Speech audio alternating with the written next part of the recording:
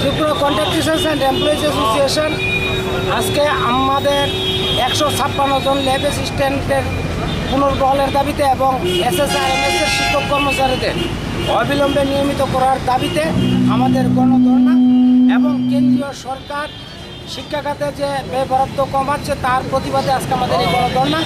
তার জন্য আজকে আমরা এখানে সামিল হয়েছি। অবিলম্বে আমাদেরকে নিয়মিতকরণ করতে হবে এবং 156 জনকে পুনর্বহাল করতে হবে।